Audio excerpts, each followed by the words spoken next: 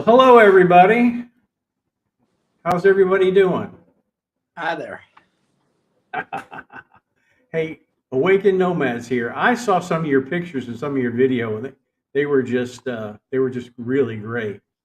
Um, that cow soy place that you went to, Leck and I went there, and it is really good. It's a little pricey, but the food is excellent.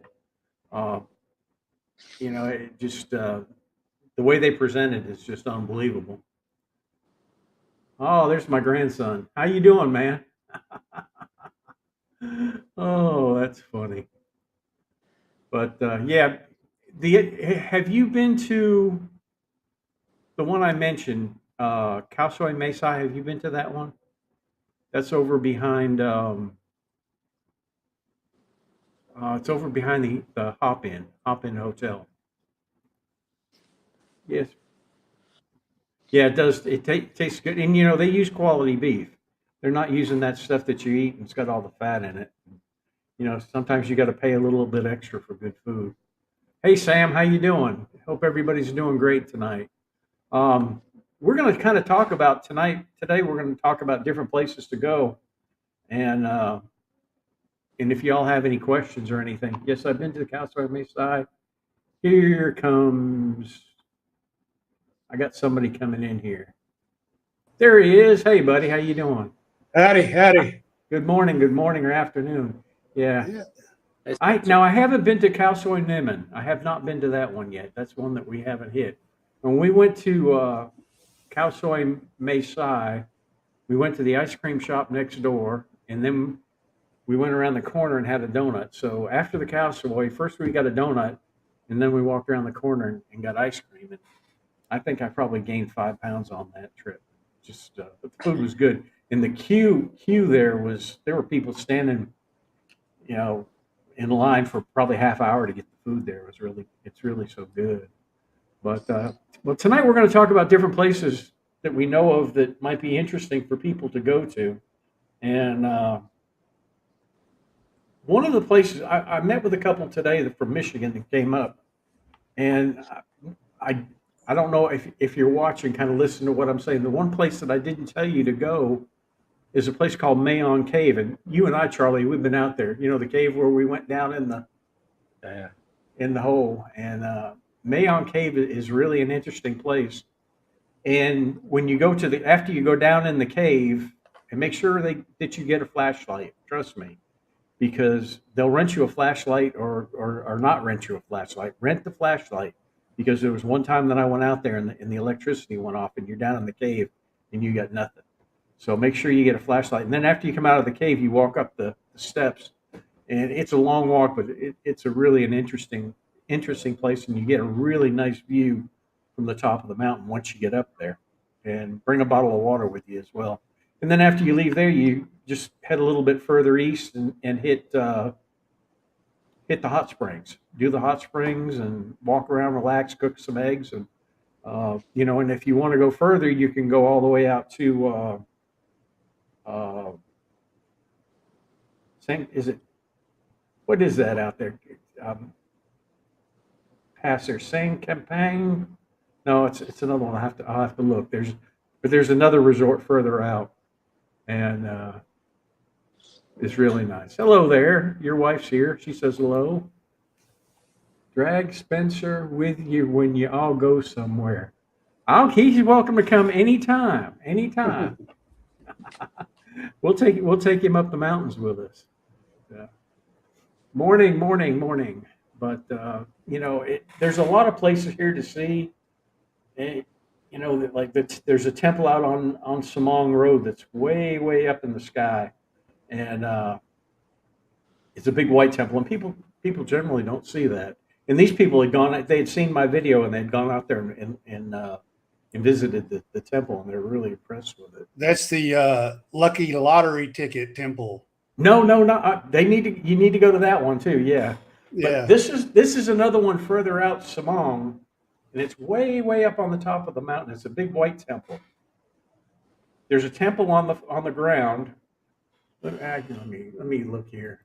Let me get Google Maps out Is it here. all the way in Samong where the Strawberry Festival is? It's not that far. It's I'll tell you the name of it here in a minute. It's got a real funny name. It's hard to pronounce, and there's a little village out there that's really, really a cool place to go. I'll find it here on Google Maps here. I'll tell you the name of it. I might not be able to pronounce it. No, that's not it. How was your week, Charlie? Good? Yeah, I'm in Prukerdung.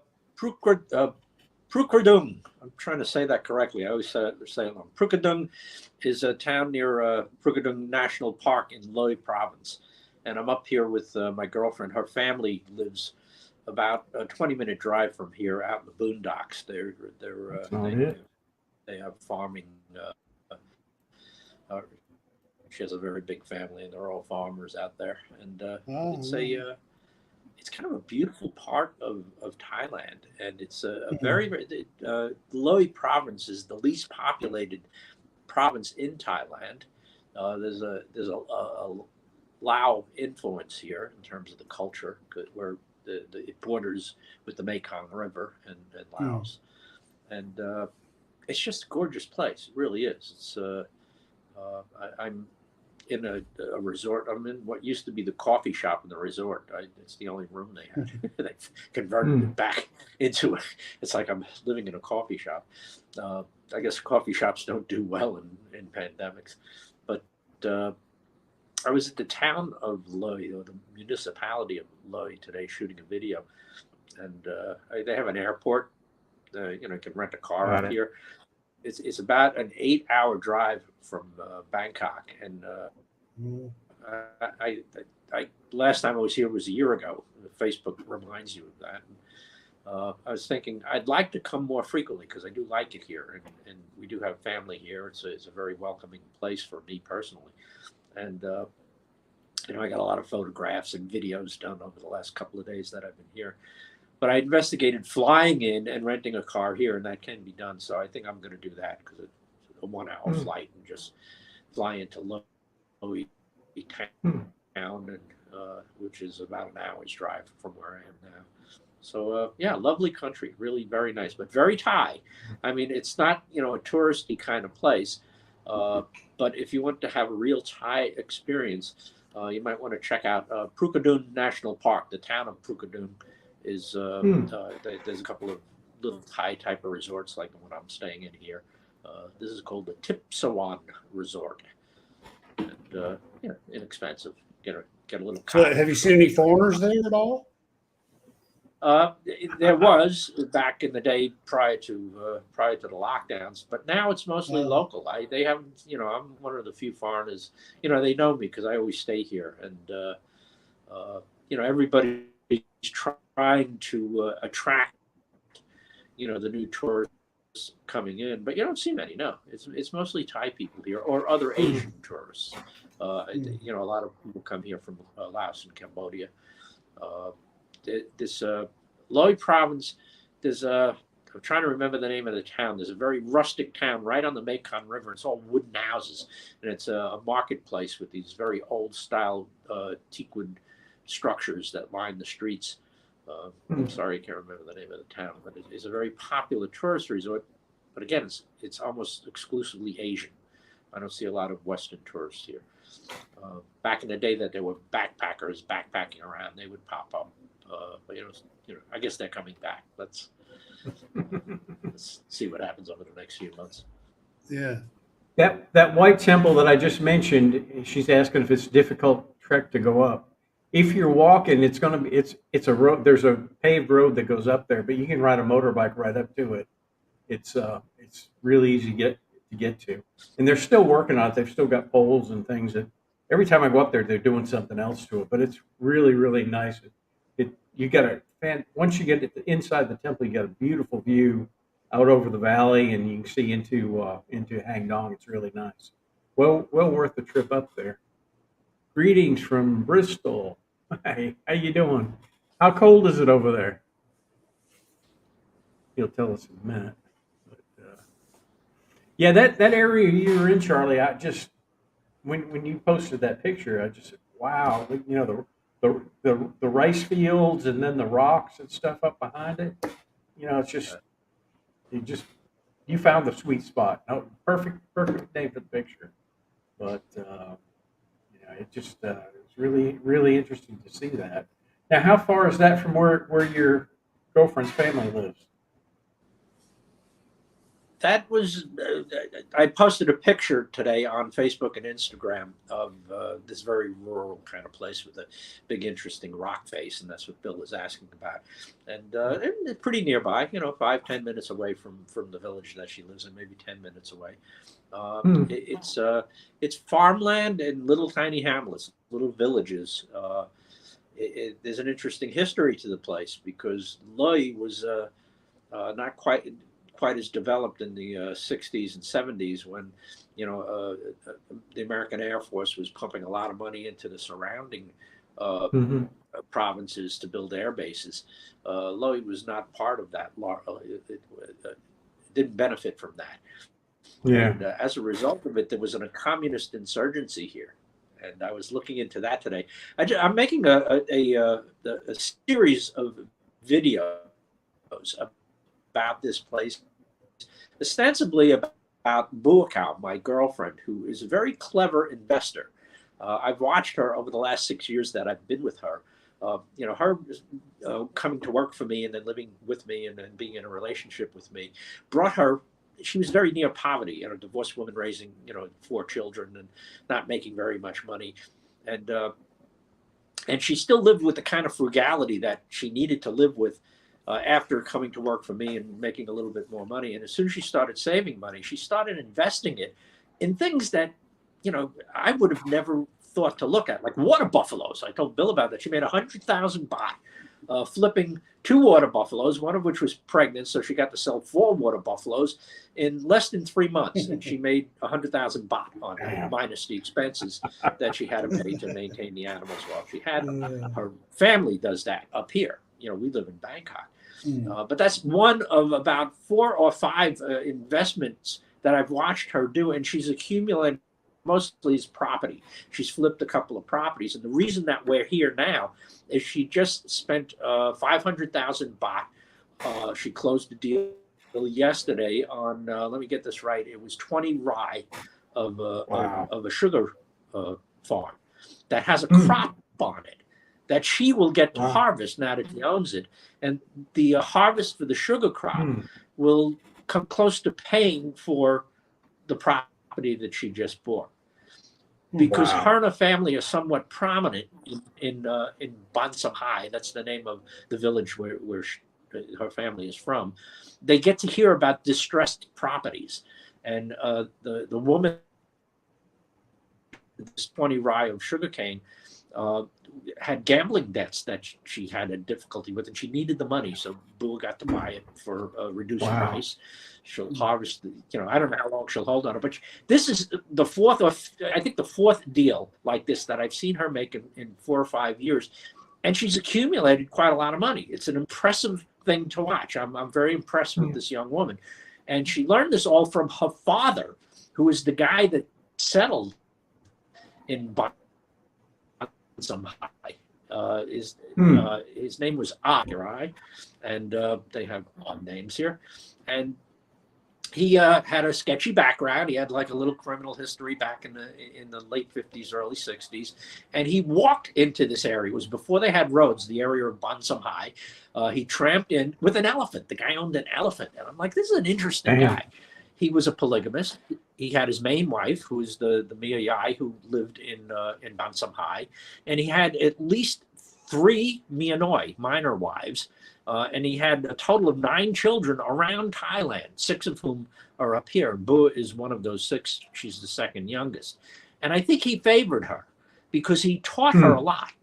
And over the past couple of weeks that she's been filling me in on all of the details, I told her I want her to do at least 2 videos about you. She's cute to look at, too, so that makes it fun to make a video about her. And and she started giving me details. She loves the idea. She thinks it's great. And she at every conversation, she would talk about the stuff that she learned from her father. And what impressed me most is he said, making money is good, but you want to use that money and that influence to build prestige. And I thought that's pretty cool. And that's Yeah, exactly what yeah. she does. She made this big deal yesterday, and one of her priorities, she spent a whole lot of money buying utensils to distribute among the village people. I think we lost Charlie there. Interesting. I think Charlie's internet. I'll have those videos up next Wednesday.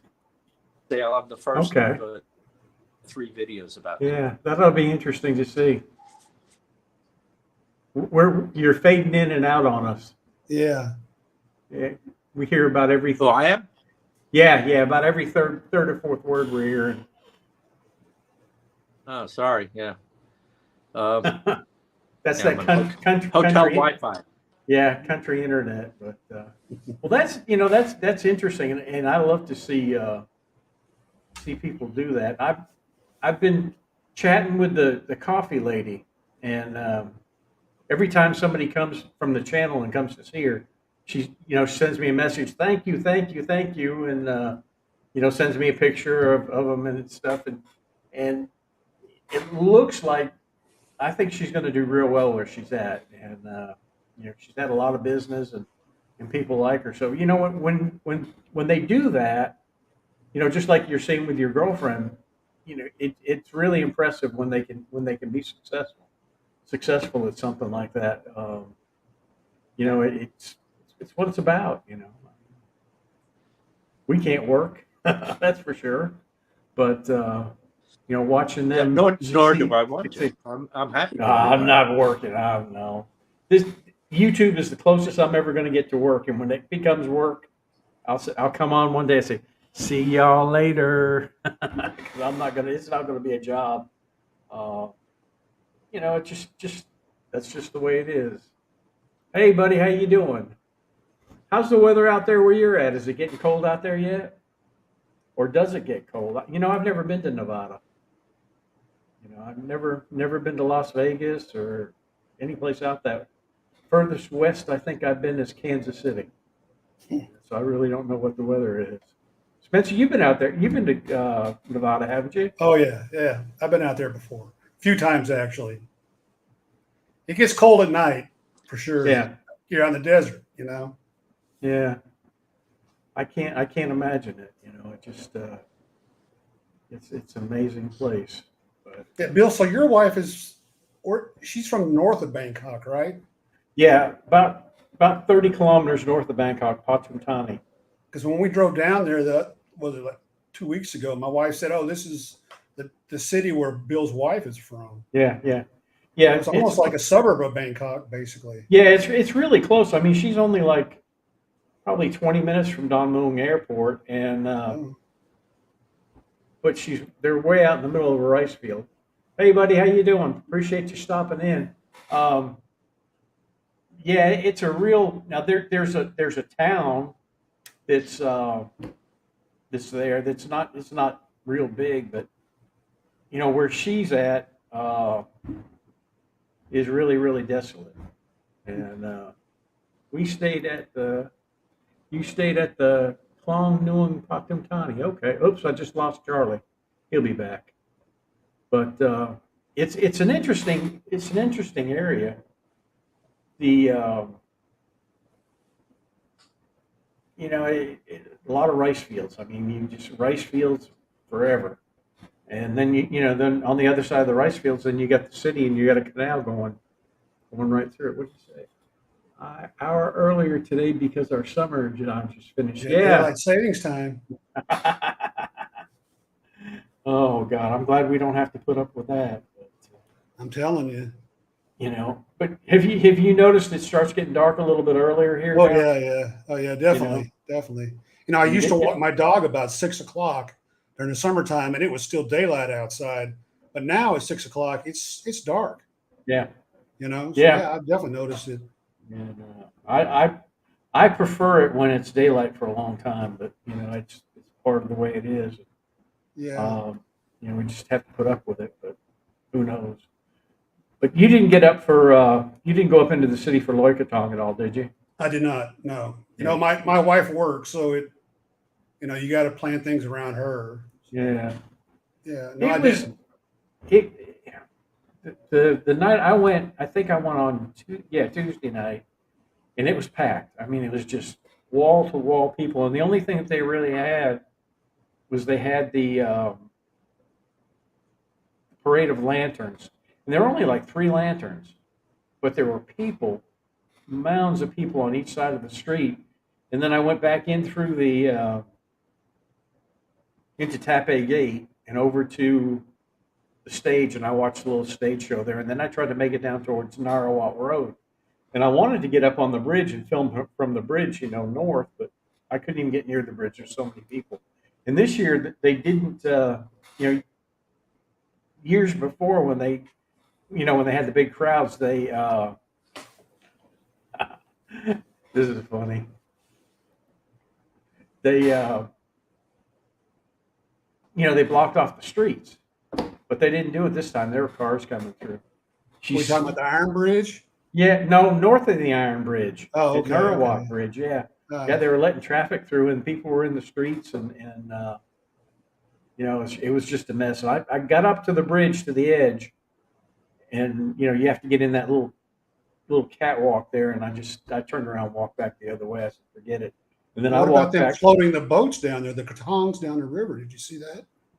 I didn't see any of that because they were doing it from right there in the river, and you had to get out on the bridge to see that. I didn't see it.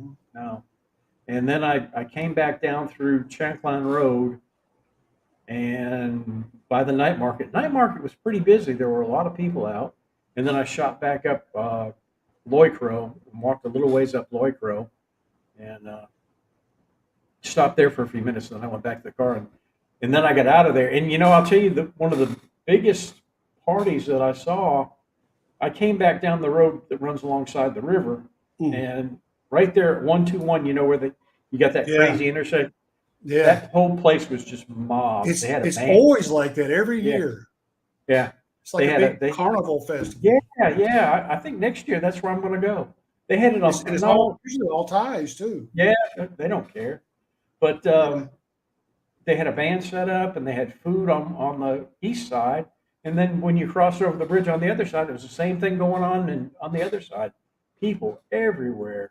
And I think I mentioned that to somebody in a group. They had asked where should they go for the holiday, and I told them to go there because that's where the Thais go. Yeah. And it was pretty much that way all down the river. They had little places set up where you could walk down to the river and float your katong. And but that was the biggest place, and I mean it was mobbed. And I went through. I'd say it was 10 o'clock when I went through, and it was still going strong. Wasn't anybody leaving? That was for sure. But cars parked along 121 because I turned right there and got on 121, and they were parked probably, I'd say at least 2 kilometers away. Along 121 to get there. So it was really, really, really packed, and the music was just going crazy. They're having a good time, Yeah, I know the fireworks were going until 1 o'clock in the morning. Yeah, I'm still getting fireworks here every hour or so. You bow, bow, bow. Oh, you still get them over there? Yeah. They're still lighting them off around here. I guess they didn't get enough of them, but I'm glad to see that they're having fun, and I sent you that thing, that article today about the airplanes and the people.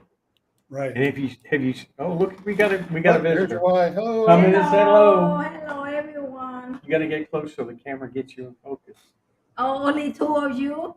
No, there's Charlie's out in the boonies out there, and he's on, and his internet's in and out, so he dropped off. Oh, okay. Yeah. I can comment, mess up with your guys then. Yeah. You can cover. She's watching her football. Bye-bye. Bye-bye. How many more games you got to watch? No, just one. Just one more? Okay. All right, I'll see you in a little while. So when you say football, are you talking soccer or American Soccer, football? Yeah, she's got me saying football now. Because if I say football to her, if I say soccer to her, she looks at me like, what are you talking about? It's football. Right. And it's pretty much that way everywhere out here when you start talking about football. I'm thinking about, the old passing the football and the goalposts and all that. Yeah. They're talking about soccer. I can't Right. can't quite. I can't watch it. I don't. Do you watch any of it? No, I mean I used to watch it, but I don't watch it anymore. I can sit and watch a decent football game, but she keeps telling me, sit down and watch soccer with me. Sit down. I'll sit there for about 2 minutes, and I'm so bored that I just get up and walk away and come back out into my room and work on the computer because it just nothing about it interests me. It's Right, right. it's one of them things. But another thing we were talking about different places, and you you and I, you've lived in Hoi An, and I've Right. lived in Hoi An. Right. And what's your opinion of there? I I mean, my opinion I know is going to be different than yours. I like it there, but I don't want to live there. Yeah, I don't mind. I like going there on vacation. One because I have a friend there, but also because it's nice. I mean, you got nice hotels and the beach is right there, yeah, which makes it enjoyable. But I certainly wouldn't want to live there again. 3 years was enough for me. yeah. Well, what I found, I like the beaches, and when you get away from, as soon as you got on the other, what's that big highway that runs through? Is it Highway 4? I The, don't the, know. well, there's a 4 lane that goes right down through the middle of town. Right, And right, right. once you got on the other side of that 4 lane, it was every man for himself. Uh, they don't take care of the roads. They don't clean up. Dogs everywhere, and I just, I couldn't handle it. I didn't, whereas here, it's a little bit more laid back. I think, I felt Mhm. I was very comfortable here. Going to the markets or going to the hospital or going wherever I had to go. But down there, it seemed like everything was a challenge. Whether it was the traffic, because the traffic down there at 5 o'clock is pitiful.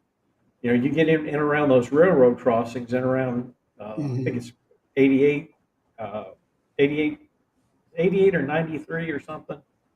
Soy that had where The they had the railroad tracks big, are coming yeah, yeah, across. yeah. It's just, it's pitiful. But now And they're building that elevated train down that's there. what I So saw. Yeah. I don't know when it'll be done. Probably another 5 years. But I mean, it's going to alleviate all that situation of the trains coming across the road and blocking it. It's, oh my God, I got to see Lick. Hey, girl, I jump on here on Saturday mornings just to hear Bill's voice. Reminds me of roll calls back in the day. That's funny. Oh, here's Lick, too. How many times have you tell about how I'll tell it until the day I die. Uh, anybody that wants to listen to me talk about OAN, I can do it. It's actually I, kind of improving. I mean, the last time we were down there was 6 months ago, I guess. And, yeah. there's starting to be these enclaves of new houses, these mubans being built there where the foreigners are living. And Mhm. so the things that are outside the Muban are starting to improve, like the roads are getting nicer up there, up in the Are they? hills. Yeah. Yeah, and I mean, there's like a steakhouse up there and Hmm. nice liquor stores and stuff like that. So yeah, it's improving Yeah. slowly but surely. Yeah. Well, where we lived right off of Polyou Road in behind a muffler shop. And it was a little move-on, just, I mean, it was like 8 or 10 houses. And it was okay in there, but when you got out there, like there was a place called Dinosaur Market, I believe. Yeah, yeah. Yeah, going to Dinosaur Market, you had to dodge the holes in the road. I mean, just Mm, mm. really, really bad. And one, it was so bad that they actually put a stick in the middle of the road, and it was like that for about a week. It was really crazy. I couldn't get out of there fast enough. I couldn't get home fast enough. And I think you warned me before we left, that a little bit, but Yeah, I said you know, it's a bit rural back in those days. yeah, yeah, And I lived but I lived in a condo right across the street, pretty much from where Macro is. Macro wasn't even yeah, built yeah. when I I know what was you're there talking at about. Yeah, first. yeah, yeah, But I mean, it was a lot different living on the main road where you have all those amenities around you than living way back in the back like you were. yeah, yeah. But I It, mean, the it, thing it about there is they only got a big C. They got a mini big C. big. Yeah. See, I lived right by the mini Big C. That's where we Yeah. lived. Or you had to go to the mall to go to Tesco Yeah. or Market Village. I mean, that was your Yeah. three choices of shopping, really. And 3 gas stations in the whole town. Yeah. There was one major gas station on the main road. There was one on Polygue Road it was an off brand, and then I think there was one more. But there were only 3 places to get gas in the whole town.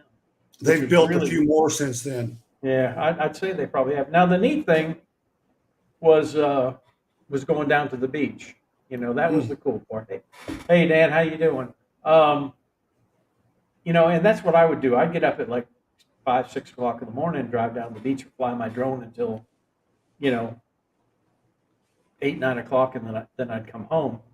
And then, that was fun. But short of that, I just couldn't. And then one time I rode the motorcycle down to along the shoreline, and I ended up at some temple down there. I can't remember the name of it. It was down south. I had to go down Highway 4, and then I cut left, went through a bunch of fishing villages, and then I hit a straight road that took me right along the beach and down to some temple. Now that was nice, but it wasn't Chiang Mai. I couldn't get back here fast enough. Yeah. Hey Drew, how you doing? There's something about Chiang Mai that there's so many the things that the things that are important to me are here. I don't have to hunt for them, and I think you're pretty much the same way. It's just I was telling the people that I met with today. I said, Chiang Mai fits me like a glove. What'd she say? Taught you to say you love dogs. Plenty of dogs in Hoi An. Yeah, there were a lot of dogs there, and we had. And this is I'm not exaggerating. We had a field across from the house, and if there weren't 500 dogs in that field, there wasn't one. And at 7 o'clock, like clockwork, I don't know why they did it, but at 7 o'clock they'd all start howling. They'd howl for about 5 or 10 minutes, and then cut out. Now I would wake up in the morning, and there'd be dog food spread all around my back wall. People would come and feed the dogs and leave the food out there. Says I grew up in a seaside town, and the beaches have no appeal to me. Send me up into the hills and forests, and I'm happy, which is maybe why Mahong Song is my constant choice for the last 20 years. Mahong Song is nice, and that's that's kind of me too. I grew up in South Florida in Fort Lauderdale, and after being a teenager, I could probably count the times I went to the beach on my hand. And so the beach, it's not really anything that impresses me. Although it's pretty. That's the thing too. Like when I lived in Hua Hin, I lived right on the beach almost.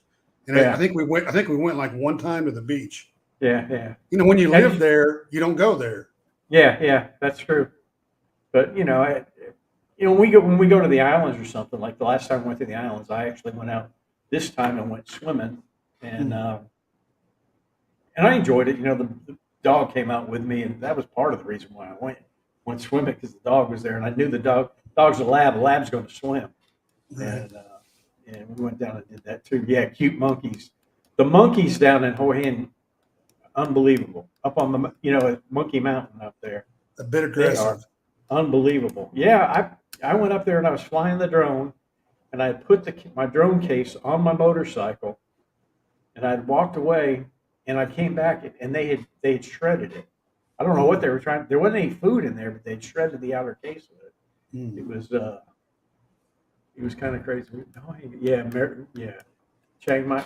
Now, Chiang Mai does have monkeys. There's out at Mayon Cave. There's monkeys, and the last time we were there, when Charlie, me, and Greenie went out there, there were monkeys out at Mayon Cave. But that's the only place I've seen monkeys in Chiang Mai. Out there. We got elephants here. Yeah, I know we got elephants. We got tigers too, but I've never seen one. I didn't see any elephants down in Hua Hin. No, I did. Did you? Yeah, right up. Well, I didn't see any wild elephants, but right up behind my house, there was an elephant sanctuary on the side of the road.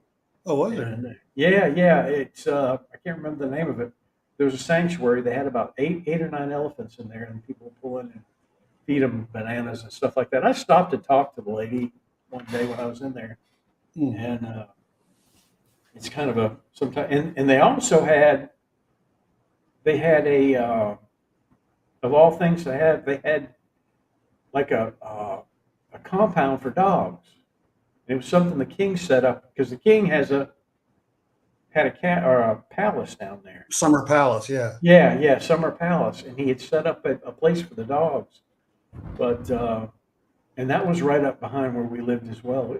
You know, there were different things to see there, but nothing like what you got here in Chiang Mai. Yeah, yeah. To me, this is just the place to be. But You know, when I first came to Chiang Mai years ago, you know, it wasn't as big as it was, you know, and I'm sure you remember the only way to get out of Thailand was to fly into Bangkok. There was no international flights coming into Chiang Mai. yeah. It was Bangkok only, really, is all it was. You know, back in the day, you could go down Hue Cao Road and not get in any traffic, and now it's full of traffic. But then there was a Chinese movie, a comedy that came out. I can't remember the name of it. It's happened quite a few years ago, and it was like a great movie in China, and it appealed to the Chinese, and that's why they all started coming over here because it was filmed here in Chiang Mai. I read something about that. Yeah. And that's what brought on the Chinese wave coming here with tourists was because of that movie, because it was filmed right here in Chiang Mai.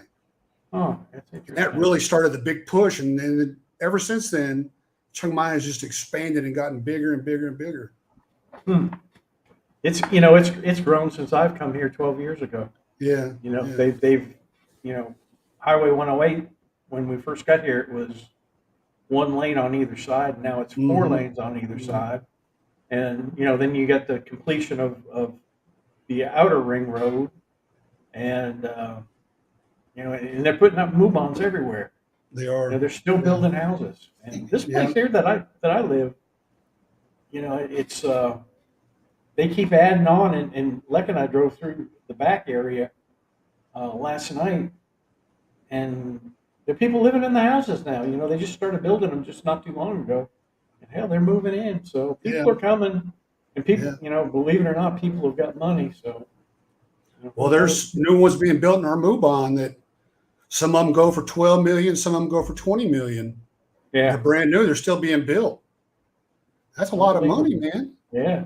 When you think about it, for a country that's, supposedly in Developing trouble, or whatever. Yeah, there's money here. There's a lot of rich people here, and there is. I'd say there's a lot of old money in Chiang Mai. A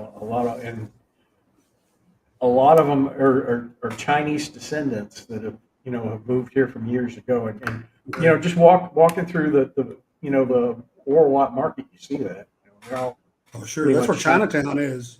Yeah, and so there's a lot of money here, but there's a lot of poor people too. So yeah, that's the way it goes. Like my wife said, she's from a farming city called Prey that's about 3 hours away. Yeah, and like she said, most of the younger people, when they graduate like university, they don't want to go back to their old hometown.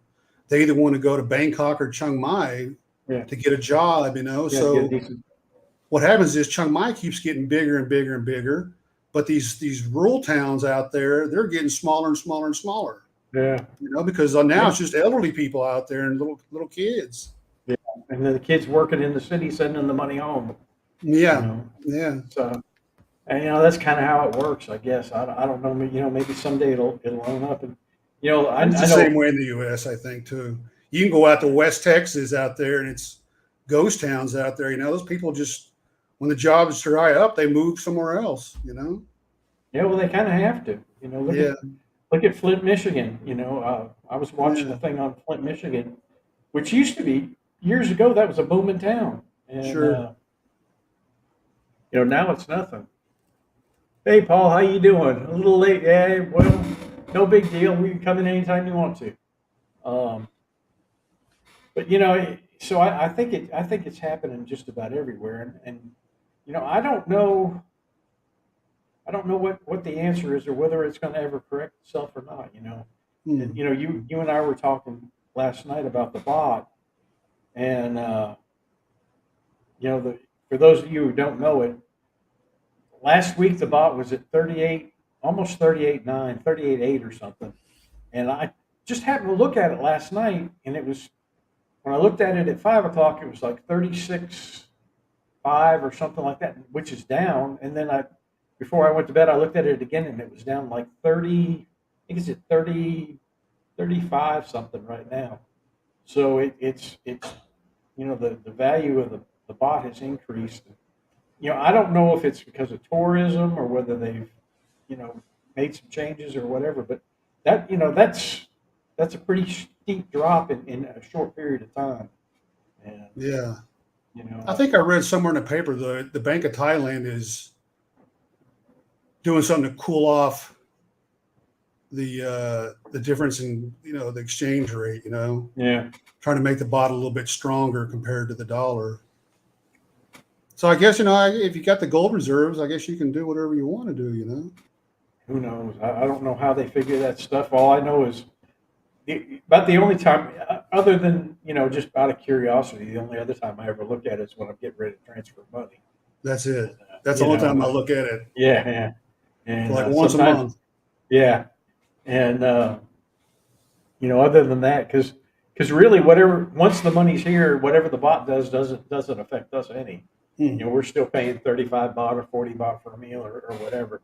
But the only time it really makes a difference to us is when we're getting ready to transfer our funds to get into the country. Yeah, Prague's not a bad city. I mean, I've been there a zillion times now. The funny thing is, the Chiang Mai says, "Oh, we have the Grand Canyon," which is really just an old quarry pit they turn into a resort. But Prague actually has a Grand Canyon, which people do not know. I mean, it pales in comparison to the Grand Canyon in America. But I mean, that is the original Grand Canyon in Thailand there in Prague. Well, the one we've got out here, I can remember when I first got here, it was just there. I mean, there wasn't anything out there. There wasn't any attractions. It was a rock quarry pit. Yeah. It's where they took the soil out to fill in the rice fields here. Oh. And that's where it's all come from. And now there's several of them out there, but that's the biggest one. But you used to see people swimming out there. I think they had about 6 or 7 people drown out there over a period of 10 years or something like that. It's a big sign saying 6 people have drowned here and don't swim out there or whatever. But it's still a big tourist attraction, though, I think. It is now. It's they've built it up. They put water slides out there, and you see the trucks going out there all the time.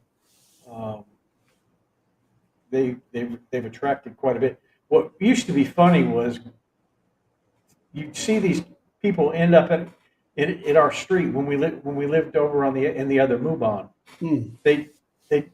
You'd see them on their motorbikes and they're looking on their cell phones. Every one of them, I'd walk out and say, "Where are you going?" "We're going to Grand Canyon." I said, "Well, you have to get there this way," and they get lost in the Mubons and stuff and trying to get out there on their bikes. But whatever happened to that? Do you remember before COVID, they built that real fancy water park on the other side of town? It was out in San Kapang, wasn't it? Yeah, out there. And then COVID hit. I think it's gone now. You think it's gone? Yeah. Yeah, I haven't. I heard it was real modern and real nice. That's what I kept hearing too. I never got out there, but I talked to a couple people that have been there. They said it was really nice, but I haven't seen any advertisements for it or anything like that. So probably, it's probably COVID, I think, really hit them hard. Well, and remember Flight of the Gibbon? Yeah, Flight of the Gibbon. They had those big offices and yeah, up by the moat. Now I don't know if that place is still open or not. I know there are they had several accidents out there too. Yeah, they had people crashing into each other. But I don't know if they're still. I don't know if they're still active or not. She says it's called Tube Park. Okay. Tube Park. Is it still in operation? I wonder. Let me look on Google. You hear nothing about it, that's for sure. I haven't either. Let me see if it. TUBEPARK. Let's see what turns up. Tube Park. Huh. I better put Q Park Chiang Mai because they may send me to another one. Yeah, Q Park Chiang Mai. They got a Facebook page. Call now. Wonder when Yeah, it the looks last like they're open. Huh. Somebody said it. Yeah, I can't believe it was. It's all written in Thai though, so I can't really tell. It's got a date on there. Yeah, I'm looking at customers choose from. Yeah, this was just April 21. No. Their last post was on April 21st. So I bet you they are closed now. They might be closed down for the wintertime then, but I Yeah. didn't really think that they actually survived COVID at all Yeah. because Now, it was a new April- place. Yeah. April 5th, 2021 is when they opened, when they posted that, but there's been nothing since then.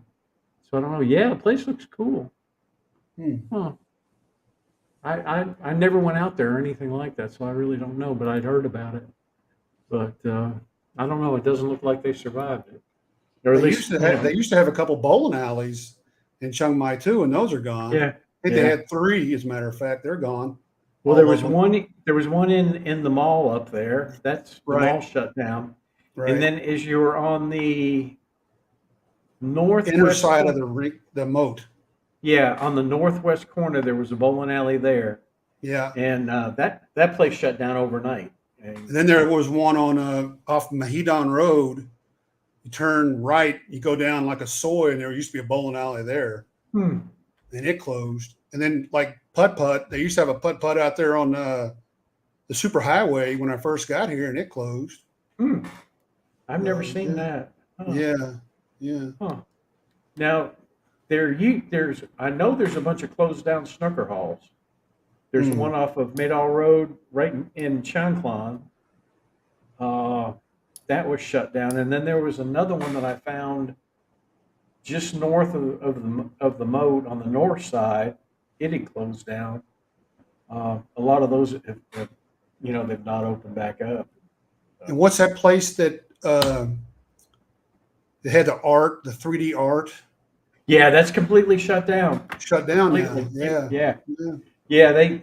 The last time I went by there, they had taken all the statues down. There's the 3D art. Yeah. So far they haven't opened it back up. I'm sure they'll do something with the building at some point. We'll just have to wait and see I'm curious to see what they're going to do with the mall.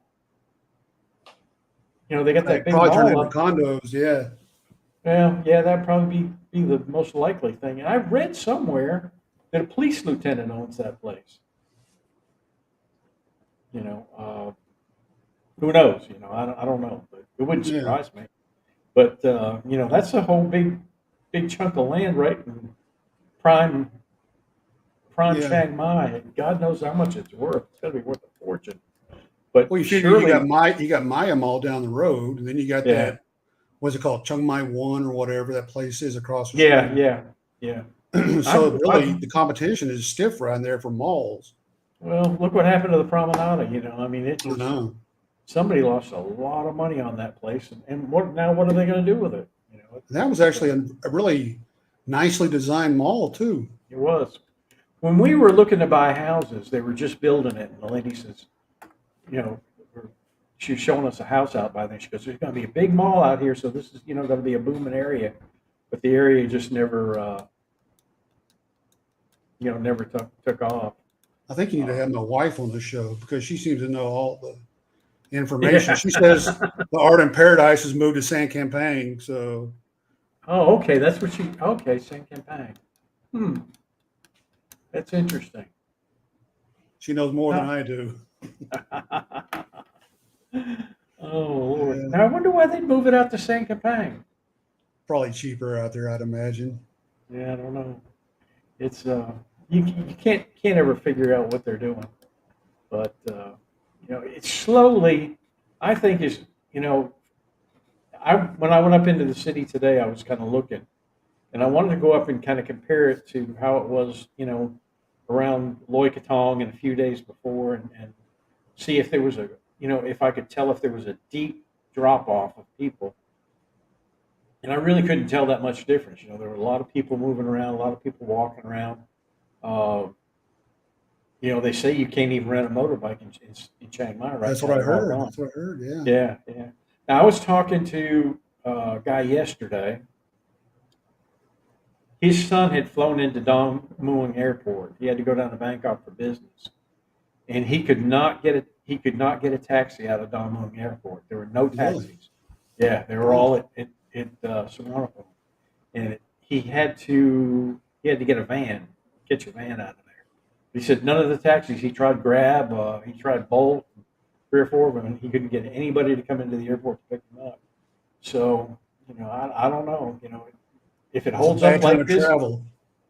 yeah, if it holds like this, you know, then, you know, the tourists are coming back and, you know, things will start picking up. But I kind of think I think after New Year's, I think we're going to see it'll, I think it'll fall back somewhere between, uh, you know, pre-COVID or around COVID, you know, how much it was. I don't think we'll see the influx that we're seeing right now, you know, after the first of the year. I think it'll drop I off. started seeing an uptick of tourists myself, though. I mean, when we're driving around downtown, you know, or whatever, I have doctor's appointment or whatever, Mhm.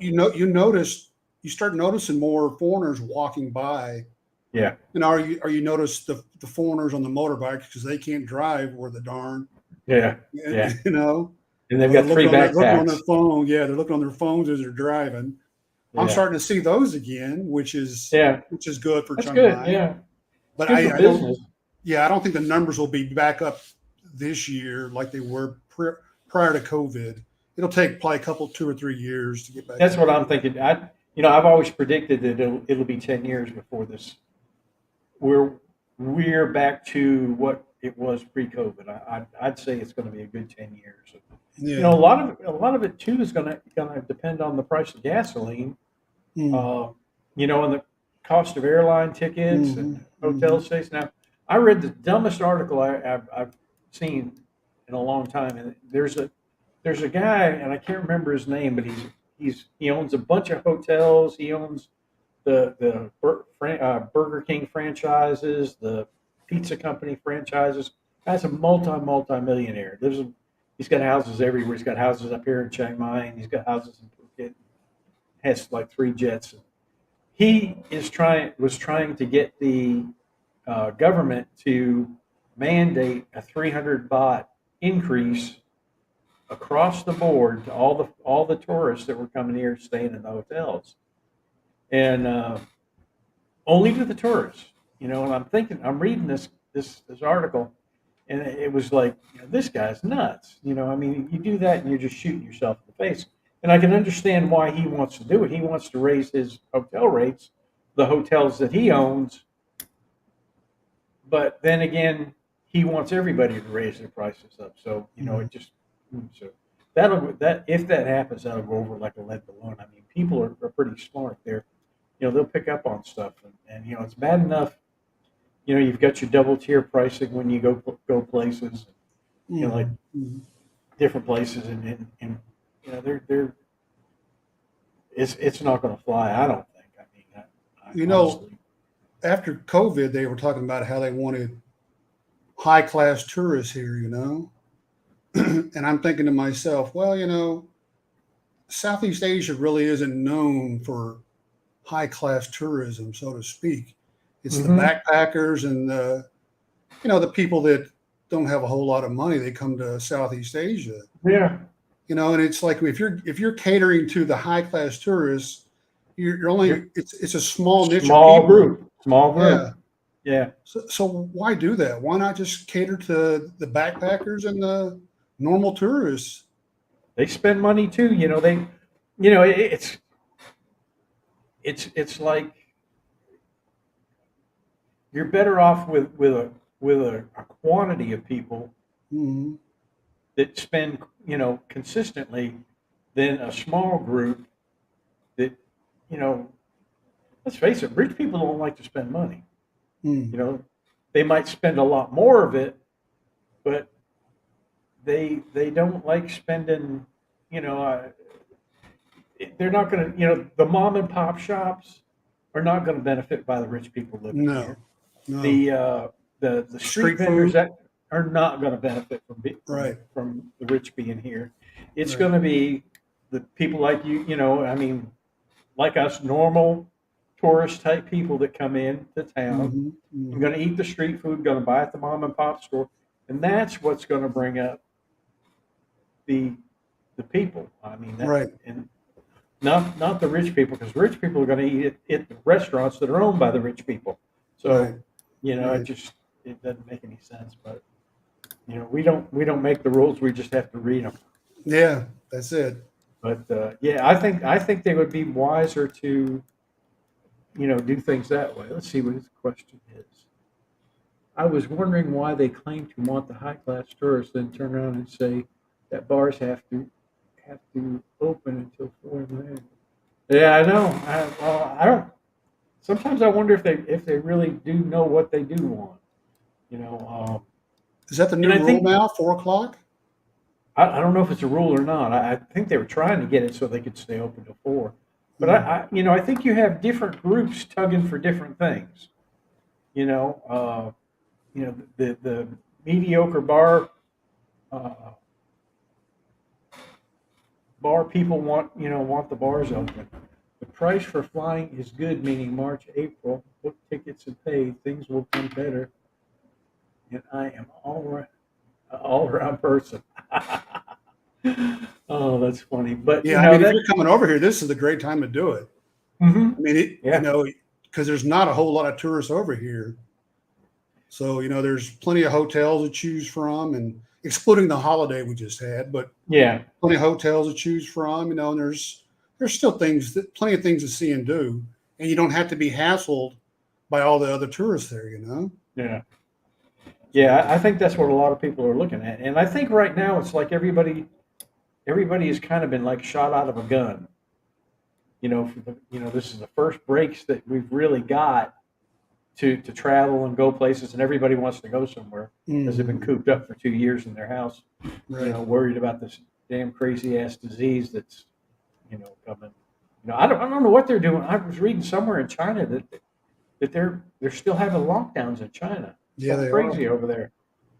That's unreal. You know, I guess they'll cut them loose at some point in time, and this will be the first place they come when they get cut loose. That's for Well, sure. I read that right now the Thailand's trying to attract the Indians to come over here from Hmm. India, and I guess that is because China still has issues. But I'm sure once China, releases the Kraken or whatever, they're gonna come in mass. Yeah, yeah, they will. And So, we'll know it when the gates are open because you know yeah. we'll see all the tour buses and Oh yeah. all the hotels will be full and you know we'll see Yeah. them out on the road. But you know it's just kind of a wait and see thing now, just to see what happens. But who knows? Well, listen, folks, we're coming up on 60 minutes, and I've got some stuff to do, and I think Spencer's got some stuff to do. Appreciate y'all coming in, and we'll be here next week, same time, same place.